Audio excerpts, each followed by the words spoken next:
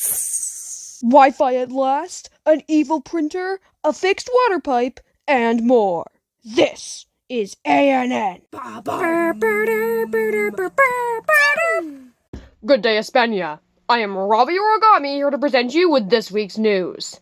Starting off with our main story today, Wi-Fi has finally been installed in the Guide Villa. It was installed a few days ago by the King and Queen, and currently, the router resides in the gear shed, but there are plans on it being moved. As predicted, the range is about 75 to 100 meters, covering the entire Guide Villa and slightly beyond. The Wi-Fi strength is not as good as the Raft Shacks, and the router is solar powered, so on cloudy days, it may go out.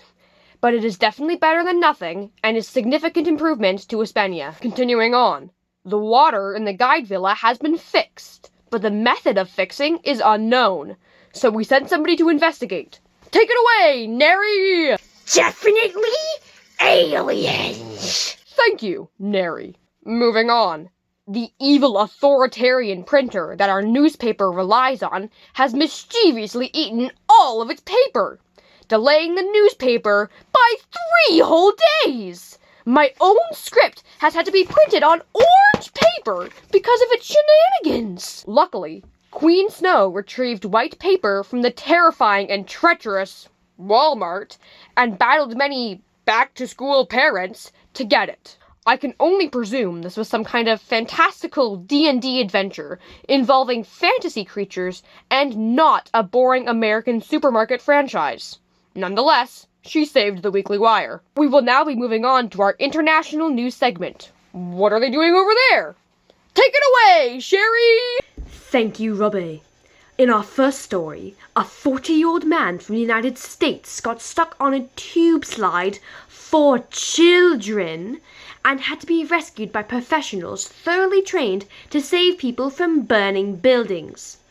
The man was provided oxygen on the scene, and after 30 minutes, he was set free and rushed to a hospital, but he refused to wait in the ER for treatment and left to go home. Moving on. A vegan in Missouri's first day on her new firefighting job was to put out a burning trailer filled to the brim with steak.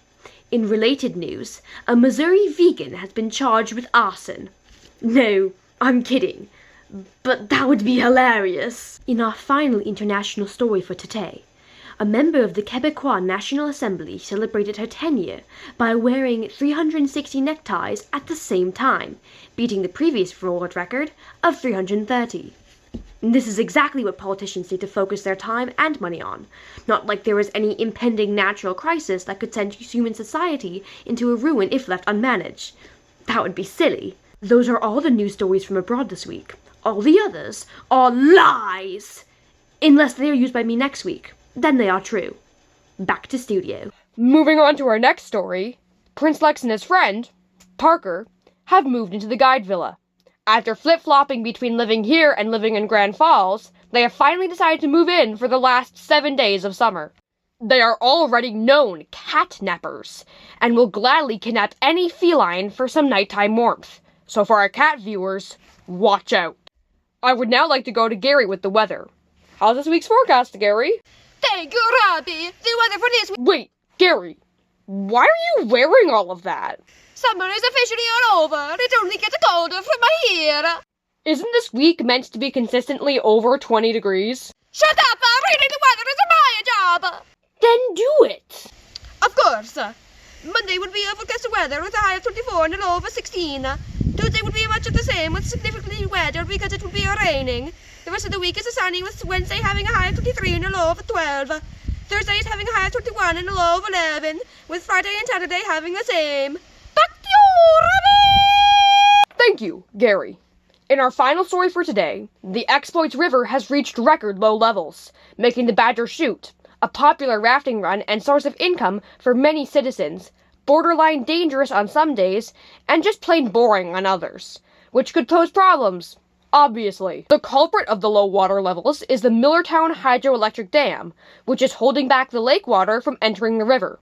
To solve this, Aspenia will be nuking Millertown, right after we invade Monaco and colonize Venus. That is all the news we have for today. Thank you for tuning in, and we will see you next week on ANN! burr, burr.